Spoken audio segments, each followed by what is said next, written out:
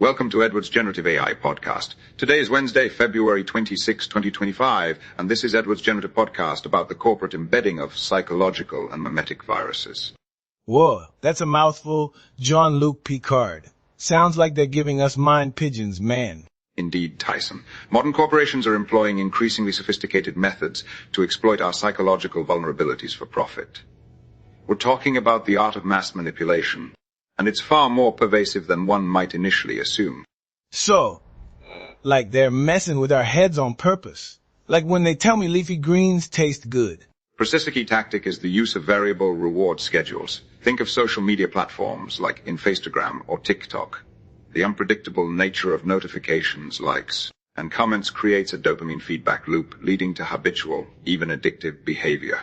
So it's like those claw machines at the arcade, but instead of a stuffed animal, you get validation. That's messed up, man. It is, in a way, Tyson. It's about conditioning behavior through intermittent reinforcement. And it extends beyond social media. Video games use loot boxes, and e-commerce sites employ flash sales, all designed to trigger impulse purchases. Flash sales, yeah. That's like when they tell you last chance, get it now. Makes you want to punch the buy button even if you don't need it. Indeed. These are examples of anchoring and scarcity tactics. Retailers create an artificially high original price to make the sale price seem more appealing. Or they create a false sense of urgency with limited time offers. It's like when they say only 3 left, even if they got a whole warehouse full of them. Sneaky pigeons. Quite. And then there's the weaponization of confirmation bias through algorithmic curation. Platforms like YouTube and Google News feed us content that confirms our existing beliefs, creating echo chambers. So, if I like videos of pigeons boxing, they'll just keep showing me more pigeon fights. That's a deep pigeonhole. In a sense, yes.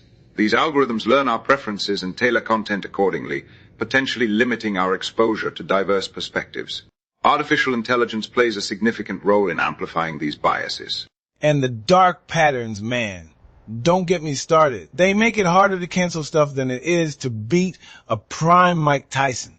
Precisely, dark patterns in UX/UI design are deceptive tactics that trick users into unwanted actions, such as confusing wording, pre-populated forms, and difficult-to-find closed buttons. It's like they're speaking another language to confuse you. These patterns undermine user autonomy by exploiting cognitive biases. And it's not just about logic. Advertisers also target our emotional vulnerabilities. Insecurity-based advertising, for example. You mean like those ads that make you feel bad about your body so you buy their stuff? That's cold, even for pigeons. Indeed, these ads exploit anxieties about appearance, social status, and personal worth. Studies have linked them to increased rates of anxiety and depression. What about FOMO? That's that fear of missing out thing, right? I hate missing out, man. Precisely.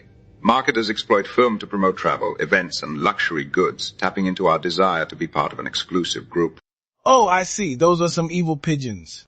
Indeed. It's a complex web of manipulation, impacting everything from our individual well-being to the health of our planet. So what can we do, Jean-Luc Picard? Are we doomed to be mind-controlled pigeon puppets? Not at all, Tyson. There are strategies for resistance and reform. Media literacy programs can empower us to critically evaluate information and resist algorithmic manipulation. So, like learning how to spot the pigeon before it poops on ya? In a way, yes. Digital minimalism, data sovereignty laws, and advertising bans on harmful sectors are other potential solutions. Data sovereignty. Sounds like a superhero move. It's about granting individuals greater control over their personal information. The General Data Protection Regulation, or GDPR, is an example of this. So, we're talking about stakeholder capitalism, public alternatives to corporate platforms, and even degrowth economics. It's like turning the whole system upside down. Indeed.